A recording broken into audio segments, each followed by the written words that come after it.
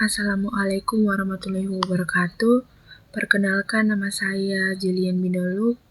Saya berasal dari kelas PBI A semester 4.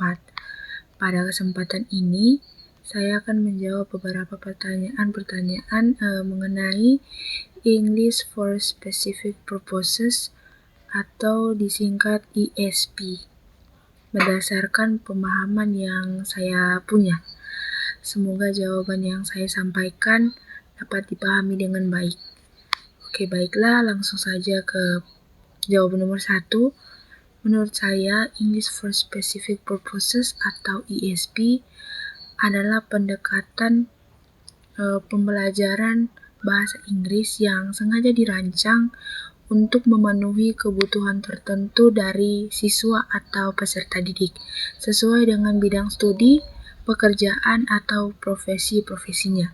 Jadi, materi yang dipelajari tidak bersifat umum, tetapi disesuaikan dengan tujuan penggunaan bahasa Inggris tersebut.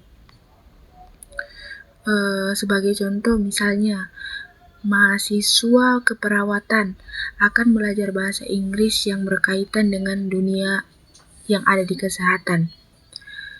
Sedangkan untuk mahasiswa pariwisata akan belajar cara berkomunikasi dengan wisatawan dan juga cara memberikan informasi destinasi dan melayani tamu. Berbeda dengan genre English yang mengajarkan kemampuan berbahasa Inggris secara umum seperti grammar, vocabulary, listening, speaking, reading, and then writing untuk berbagai situasi sehari-hari. Jadi, perbedaan utamanya adalah ESP berfokus pada kebutuhan khusus peserta didik. Sedangkan kalau genre English, dia bertujuan membangun kemampuan berbahasa Inggris secara umum. Jawaban nomor 2, menurut saya ada 2 karakteristik utama ESP yang sangat penting. Karakteristik yang pertama adalah berdasarkan kebutuhan peserta didik atau needs analysis. Sebelum pembelajaran dilaksanakan atau dimulai, guru seharusnya perlu mengetahui tujuan peserta didik belajar bahasa Inggris, sehingga materi yang akan diberikan benar-benar sesuai dengan kebutuhan mereka. Karakteristik yang kedua adalah materi pembelajaran yang berkaitan dengan bidang tertentu. Artinya, kosakata, situasi, dan latihan yang akan digunakan di dalam kelas itu disesuaikan dengan dunia kerja atau bidang-bidang yang akan dihadapi oleh peserta didik atau siswa. Oke, kedua karakteristik ini sangat penting karena membuat pembelajaran menjadi lebih relevan, efektif, dan mudah diterapkan dalam kehidupan nyata. Dengan demikian, peserta didik atau siswa ini tidak hanya memahami materi atau teori bahasa Inggris saja, tetapi juga mampu menggunakannya dengan kebutuhan profesi atau bidang yang mereka tekuni. Baik, jawaban nomor 3, menurut saya pendekatan ESP sangat relevan. Mengapa demikian? Karena ESP itu digunakan pada kasus tersebut. Hal ini karena tujuan lembaga pendidikan tersebut adalah menghasilkan lulusan yang mampu berkomunikasi dengan wisatawan asing dan mitra internasional.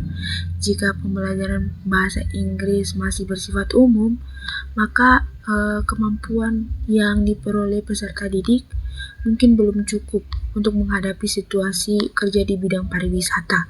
Oleh karena itu, dengan menggunakan pendekatan ESP, materi pembelajaran dapat disesuaikan dengan kebutuhan dunia pariwisata, seperti melayani tamu, memberikan informasi mengenai objek wisata, menjelaskan budaya lokal, menangani keluhan wisatawan, dan melakukan komunikasi profesional. Menurut saya, pendekatan ini dapat membuat lulusan lebih siap memasuki dunia kerja karena mereka mempelajari bahasa Inggris yang benar-benar dibutuhkan dalam profesinya. Baik, jawaban nomor 4. Menurut saya konteks tersebut termasuk English for Occupational Purposes atau disingkat EOP.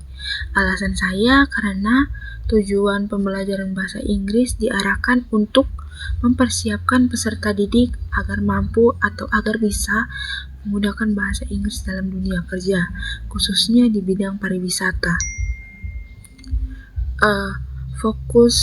Fokusnya bukan hanya untuk mendukung kegiatan belajar di sekolah atau perguruan tinggi, tetapi agar lulusan memiliki kompetensi komunikasi yang sangat dibutuhkan saat bekerja sebagai pemandu wisata atau sebagai staf hotel atau juga pekerjaan lain yang berhubungan dengan wisatawan asing.